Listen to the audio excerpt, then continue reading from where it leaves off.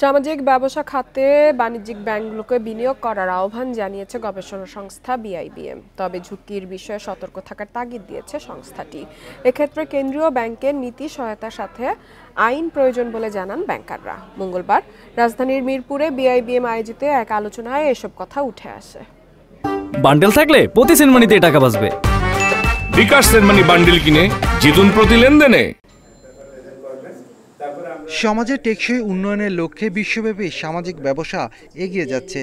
তবে এ খাতের উদ্যোক্তাদের অভিযোগ, ব্যাংকিং খাত থেকে তেমন অর্থ সহায়তা পান না তারা।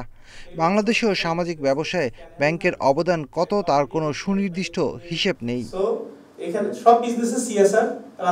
বাংলাদেশ ইনস্টিটিউট অব ব্যাংক ম্যানেজমেন্টের গবেষণা বলছে, দেশের ব্যাংকগুলোর সামাজিক ব্যবসায় তেমন বিনিয়োগ নেই।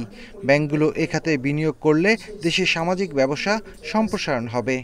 ইম্পর্টেন্ট ইস্যু হচ্ছে এই জন্য একটা রেগুলেশন দরকার, যেটা বাংলাদেশ ব্যাংক ফাইন্যান্সিংয়ের জন্য দিতে পারে, আর মিনিস্ট্রি যেটা করতে পারে সেটা হচ্ছে সোশ্যাল বিজনেসের জন্য একটা রেগুলেশন দিতে পারে। বাট ব্যাংকগুলো যেহেতু ডিপোজিট হতে মানি নিয়ে কাজ করে, এক্ষেত্রে ফাইন্যান্সিংয়ের জন্য কিছু গ্যারেন্টি দরকার, কিছু ফান্ডিং দরকার। এ সময় ব্যাংক খাত সংশ্লিষ্টরা বলেন, ব্যাংকের সিএসআর ফান্ড নানাভাবে নয়ছয় হয়। সিএসআর ফান্ডকে সামাজিক ব্যবসায় বিনিয়োগে আনতে নীতিমেলা করা যেতে পারে বলে মনে করেন তারা।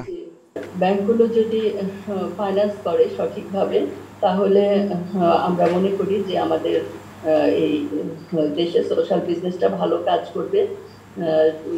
যে জিনিসগুলো যে পুয়ার, তার বা শিশুদের যে স্বাস্থ্য, সেফ ড্রিঙ্কিং ওয়াটার, এই বিষয়গুলো ওখানে আসবে।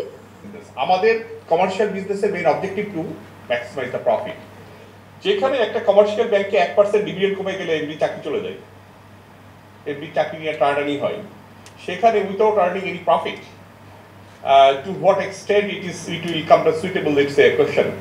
আমাদের কনসেপ্ট থেকে যতক্ষণ পর্যন্ত আমি ব্যাংকের মালিক শব্দটা সরাতে না পারবো ব্রেন থেকে, ততক্ষণ পর্যন্ত অনেক জিনিসেরই সমাধান হবে না। প্রতি প্রান্তিকে ব্যাংকগুলোর খেলাপি বেড়ে যাওয়ার কারণে সামাজিক ব্যবসায় ব্যাংকগুলোর বিনিয়োগ করা চ্যালেঞ্জ বলেও মনে করেন বিশ্লেষকরা। Shafil Alam Sujan, independent news, Dhaka.